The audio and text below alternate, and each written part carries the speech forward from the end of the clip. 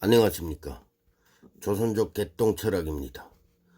오늘은 중국 문화유산을 중국이 얼마나 관심 있게 관리하고 보존해 왔는지에 대한 나의 생각을 말해보겠습니다. 시진핑은 중국 문화의 맥락을 이어가고 문화유산의 보호와 계승에 관심을 갖고 있다고 했습니다.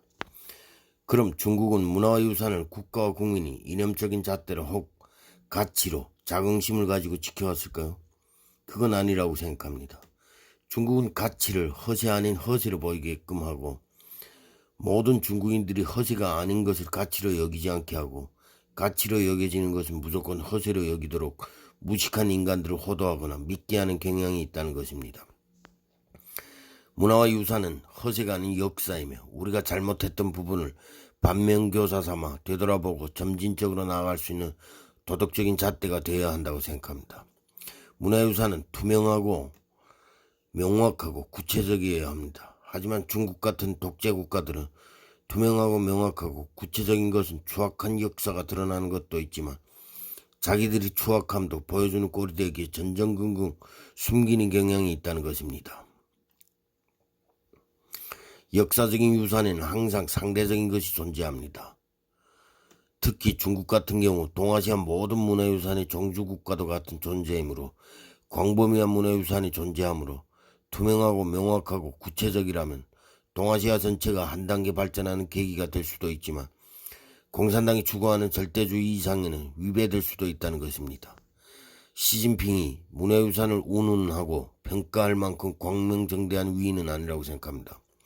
왜냐하면 공산당이 하고 있는 짓거리들을 보면 자기들밖에 모르고 기존에 갖고 있는 기득권을 놓치지 않고 영원히 부귀영화를 누리겠다는 속셈이 보이기 때문이라는 것입니다. 무릇 국가란 국민의 아픔과 고통을 보듬어주고 최소한의 양심이 작동할 수 있게 법과 원칙을 준수해야 한다는 것입니다. 하지만 법과 원칙은 공산당이 마음먹기 나름이고 국민이 견제할 수 있는 장치가 존재하지 않으니 최소한의 양심이 존재할 수 없다는 것입니다. 문화유산을 지키고 보존한다고 하지만 실상은 갖가지 유물들을 바꿔치기 하고 훔치고 해서 국가 유물로서 존재하는 것이 아니라 공산당 소유물로 존재한다는 것입니다. 말로만 문화의 맥락을 이어가고 문화유산의 보호와 개성에 관심을 가진다고 하지만 공산당이란 자체가 국가를 부정하고 국가를 소유물로 알고 있는데 무슨 문화와 유산을 보호한단 말입니까? 문화대혁명 당시 중국은 옛날 것은 버리고 새로운 사회주의 문명을 개척한다는 명분으로 동아시아 문명사가 고스란히 남아있는 5천년의 동아시아 문명사를 말살하다시피 하였습니다. 그 결과 지금 중국은 자기들이 역사도 찾지 못해서 다른 나라들의 구걸하여 역사 사실을 알아가고 한심하기 그지없다는 것입니다. 지금 와서 문화를 보존하고 문화를 계승한다고 하면 누가 그 말의 진정성을 믿어주겠습니까? 애초에 국가에 대한 진정성도 없었고 단지 독재에 대한 진정성만 있었고 인민이라는 노예 사용권에만 관심이 있었던 것이 아니었습니까? 문화유산 하면 첫째가 민족복장이고 둘째가 민족가요인데 한족들은 아무것도 존재하지 않는다는 것입니다. 이것은 한족이라는 민족은 그냥 중원의 노예라고만 생각하지 않을 수가 없습니다. 문화유산 하면 중국에는 어마어마한 문화유산이 존재한다고 생각합니다. 또한 중국 문화가 동아시아 전체 문화를 포괄할 만큼 대제국이었다는 것 또한 믿어 의심치 않을 것입니다. 하지만 중국은 이러한 문화유산을 스스로 태워서 없애거나 독재에 불리한 것은 절대 공개하지 않거나 숨기는 짓들을 해왔다는 것입니다.